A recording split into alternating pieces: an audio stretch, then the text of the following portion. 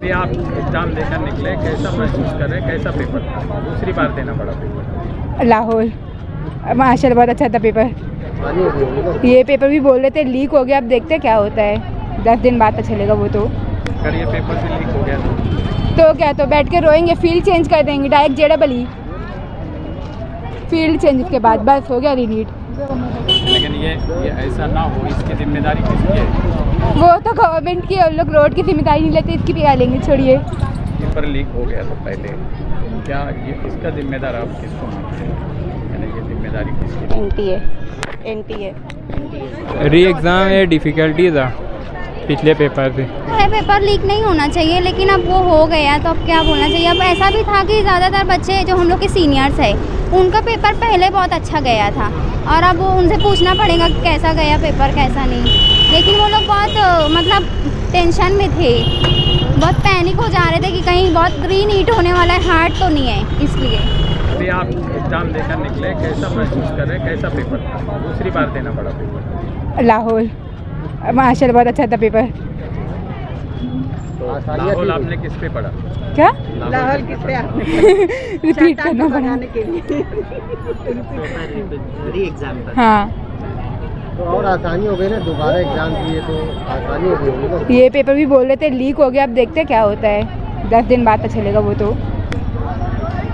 अगर ये पेपर से लीक हो गया तो क्या, तो बैठ के रोएंगे, फील्ड चेंज कर देंगे डायरेक्ट जेडबल फील्ड चेंज के बाद बस हो गया रीनीट। लेकिन ये ऐसा ना हो, इसकी जिम्मेदारी किसकी है? वो तो गवर्नमेंट की है, लोग रोड की जिम्मेदारी नहीं लेते, इसकी भी लेंगे, छोड़िए। कैसा रहा एग्जाम? ज़्यादा मतलब फिज़िक्स ठीक था, ओके था, और बायो अच्छा था, मॉडरेट था। री एग्जाम होने की वजह से कोई प्रॉब्लम है? हाँ, इससे पहले ज़्यादा ही स्कोर कर रहे थे, हाँ। इस बार इतना नहीं हो।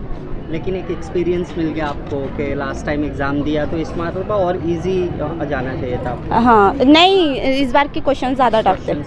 कौन सा क्वेश्चन आपको डिफिकल्ट गया? फिज़िक्स। ये जो पेपर लीक हो गया तो पहले क्या ये इसका जिम्मेदार आप किसको मानते हैं? यानी ये जिम्मेदारी किसकी है? एनटीए आप नीट का एग्ज़ाम देकर आए हो, कैसा पेपर था? ठीक था पेपर, 12th के बेस पे ही था। जो हम लोग पढ़े थे वो ज़्यादातर वही आया। अब आया तो बहुत इजी था, लेकिन फिज़िक्स केमिस्ट्री में आया था, फिज़िक्स केमिस्ट्री तो थोड़ा वो था। हाँ, वो हमेशा हार्ड ही रहता, वो हार्ड है, और बायो तो इजी था। इससे पहले जो एग्ज़ाम हुआ था नेट का, वो और ये दोनों कंपेयर करेंगे क्या? मुझे तो उसके बनिस्बत ये वाला इजी लगा। ये वाला हाँ, उसमें क्योंकि बायो में इजी क्वेश्चन अभी आया था, ऐसा हुआ। वो एग्ज़ाम देने के बाद ये पेपर इजी लगा, ऐसा है एक्सपीरियंस होने का? हाँ, क्योंकि अभी जिस पे मैं ज़्यादा स्टडी की, अभी तो मैं मतलब एज अ ट्रायल दी हूँ ये वाला। अभी मैं HC अकेडमी से मतलब नीट क्लासेस ज्वाइन की हूँ, तो वहाँ भी जो मतलब सब्जेक्ट हुए, चैप्टर हुए, उसमें से ज़्यादा भी मतलब आए है। अभी मतलब 2 दिन पहले भी जो पढ़ा है तो उसमें आज क्वेश्चन आया है, ऐसा हुआ। आपकी साल भर की जो मेहनत है और इस तरीके से पेपर लीक हो जाना, क्या हाँ। कहना चाहिए? वैसे तो मैं साल भर मेहनत नहीं की हूँ, और वैसे कुछ दिन लेके बैठी थी पढ़ने, थोड़ा ठीक ही था पेपर, फिर भी मतलब हार्ड नहीं लगा, ऐसा है। फिर भी पेपर जो लीक हो जाना, इतने सारे स्टूडेंट्स को डिफिकल्टीज का सामना करना। हाँ, ये तो है, पेपर लीक नहीं होना चाहिए, लेकिन अब वो हो गया तो अब क्या बोलना चाहिए। अब ऐसा भी था कि ज़्यादातर बच्चे जो हम लोग के सीनियर्स है उनका पेपर पहले बहुत अच्छा गया था, और अब वो उनसे पूछना पड़ेगा कि कैसा गया पेपर कैसा नहीं। लेकिन वो लोग बहुत मतलब टेंशन में थे, बहुत पैनिक हो जा रहे थे कि कहीं बहुत रीनीट होने वाला है, हार्ड तो नहीं है इसलिए। पहले से बहुत मुश्किल था पेपर अब की बार, और मतलब सबके लिए हार्ड गए हैं, और बता नहीं सकते अब कट ऑफ कितना जा सकते हैं। कौन सा पोर्शन सबसे डिफिकल्ट था? फिज़िक्स और केमिस्ट्री। इजी कौन सा हुआ? इजी बायो गया, लेकिन उसमें भी मतलब असर्शन, रीज़न और स्टेटमेंट क्वेश्चन बहुत ज़्यादा थी। क्लासेस कौन सी ली आपने? मैं शाहीन से लिया हूँ क्लासेस। तो उसके क्या बेनिफिट्स हैं? वो शाहीन से पढ़ा है, मतलब उसके अंदर मॉक टेस्ट वो लोग दिलवाते थे, तो उससे थोड़ा आसान पड़े पेपर।